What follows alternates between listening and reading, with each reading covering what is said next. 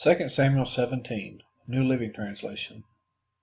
Now Ahithophel urged Absalom, "Let me choose 12,000 men to start out after David tonight. I will catch up with him while he is weary and discouraged. He and his troops will panic and everyone will run away. Then I will kill only the king, and I will bring all the people back to you as a bride returns to her husband. After all, it is only one man's life that you seek. Then you will be at peace with all the people." This plan seemed good to Absalom and to all the elders of Israel. But then Absalom said, "Bring in Hushai the Archite. Let's see what he thinks about this." When Hushai arrived, Absalom told him what Ahithophel had said. Then he asked, "What is your opinion? Should we follow Ahithophel's advice? If not, what do you suggest?" "Well," Hushai replied to Absalom, "this time Ahithophel has made a mistake. You know your father and his men. They are mighty warriors. Right now they are as enraged as a mother bear who has been robbed of her cubs. And remember that your father is an experienced man of war. He won't be spending the night among the troops. He has probably already hidden in some pit or cave. And when he comes out and attacks and a few of your men fall, there will be panic among your troops, and the word will spread that Absalom's men are being slaughtered. Then even the bravest soldiers, though they have the heart of a lion, will be paralyzed with fear. For all Israel knows what a mighty warrior your father is and how courageous his men are. I recommend that you mobilize the entire army of Israel, bringing them from as far away as Dan in the north and Beersheba in the south. That way you will have an army as numerous as the sand on the seashore. And I advise that you personally lead the troops. When we find David, we'll fall on him like dew that falls on the ground. Then neither he nor any of his men will be left alive. And if David were to escape into some town, you will have all Israel there at your command. Then we could take ropes and drag the walls of the town into the nearest valley until every stone is torn down."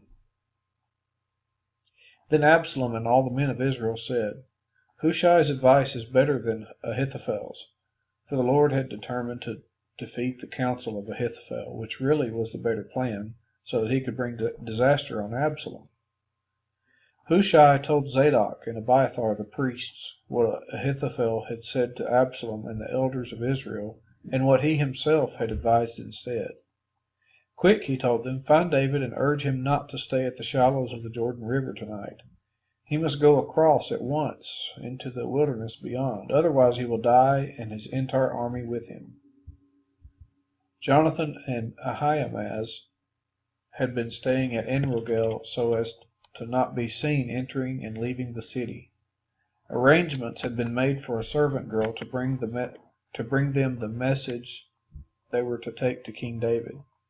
But a boy spotted them at En-Rogel, and he told Absalom about it. So they quickly escaped to Bahurim, where a man hid them down inside a well in his courtyard. The man's wife put a cloth over the top of the well and scattered grain on it to dry in the sun, so no one suspected they were there. When Absalom's men arrived, they asked her, "Have you seen Ahimaaz and Jonathan?" The woman replied, "They were here, but they crossed over the brook." Absalom's men looked for them without success and returned to Jerusalem.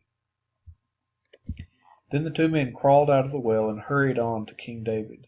"Quick," they told him, "cross the Jordan tonight." And they told him how Ahithophel had advised that he be captured and killed.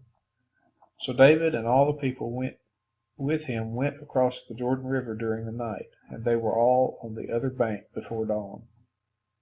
When Ahithophel realized that his advice had not been followed, he saddled his donkey, went to his hometown, set his affairs in order, and hanged himself. He died there and was buried in the family tomb. David soon arrived at Mahanaim. By now, Absalom had mobilized the entire army of Israel and was leading his troops across the Jordan River. Absalom had appointed Amasa as commander of his army, replacing Joab, who had been commander under David. Amasa was Joab's cousin. His father was Jether, an Ishmaelite. His mother, Abigail, daughter of Nahash, was the sister of Joab's mother, Zeruiah. Absalom and the Israelite army set up camp in the land of Gilead.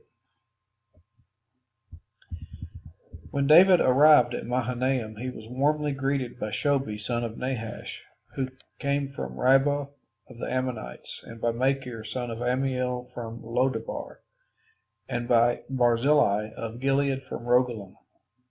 They brought sleeping mats, cooking pots, serving bowls, wheat and barley, flour and roasted grain, beans, lentils, honey, butter, sheep, goats, and cheese for David and those who were with him. For they said, "You must all be very hungry and tired and thirsty after your long march through the wilderness."